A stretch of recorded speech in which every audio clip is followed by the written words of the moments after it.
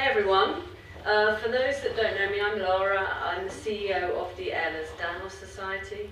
I've known Jared and his family now since you were diagnosed, when I ran EDS UK, and you got in touch, and Annabelle was just 3. So each time I come to these conferences, I think it's incredible what you've done and achieved, and how special this community is. So I'm really privileged to have shared today with you all. So I'm going to talk to you a little bit about the Road to 2026, which is a body of work that started last January. Those that have been kind of following the diagnostic criteria journey of EDS will know that the last time that the diagnostic criteria was updated was in 2017, and we increased the number of types of EDS in that review, and also introduced HSD, hypermobility spectrum disorders. Prior to that, the diagnostic criteria hadn't been reviewed for 20 years. So we knew that this next review was going to be coming up soon. I can't believe it's nearly been a decade since 2017, but here we are, and we hope it is a path towards progress. I have no conflicts to declare. So these are the members of the committee that are focusing on this work, and you'll recognise the names here, namely Glenda and Jess. Very grateful for taking up a lot of everyone's time, especially theirs, since we began this work last year. So what is it? I've alluded to a little bit, but it's an update of the 2017 classification of the Ehlers-Danlos syndromes, and the aim is to advance the understanding and the management of EDS and HSD on a global scale, with the aim to reduce the time to diagnosis and to improve care. And what we've been doing is the how. It's bringing together this expert committee of members, also doing a Delphi study, also surveying the community to bring in lived experience, and looking at literature reviews and really assessing what is out there, what we know now, but what is really needed to improve global access to diagnosis and care. So as I said, our groups have been reviewing that literature. They've been looking at really the definition of what is EDS. What do we mean when we say that? To help decide what then stays within that family or not. And then looking at cases and cohorts in the rarer type group, which VEDS falls into, and looking at clinical practice.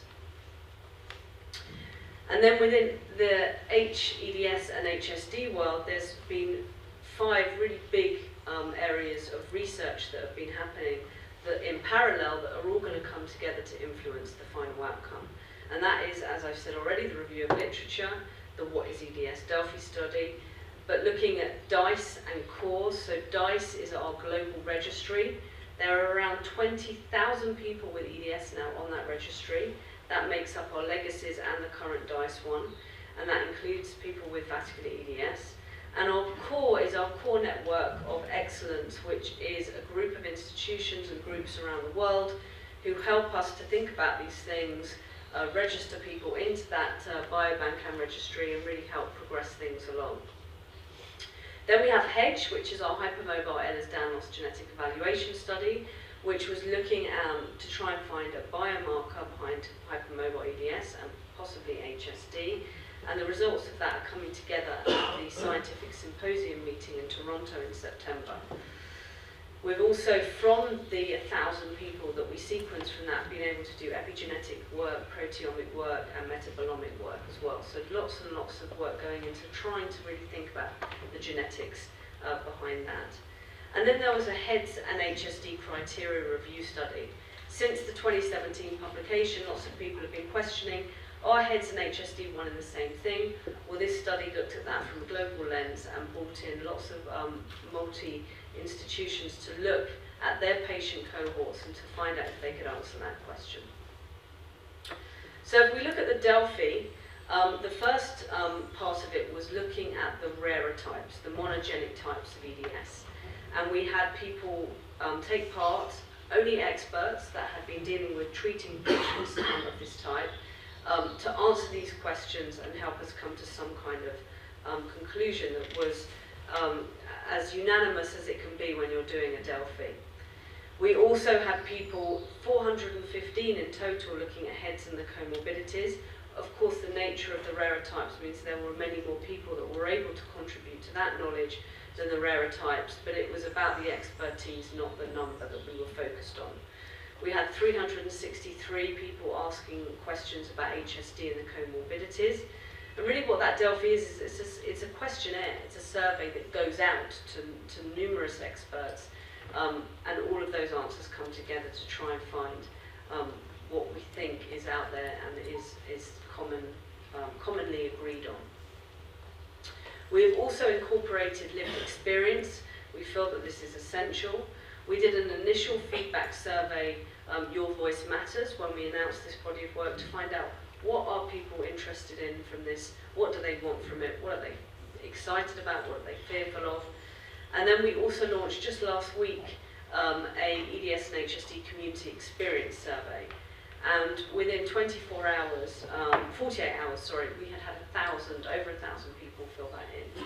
So really tremendous experiences coming together to help shape this work.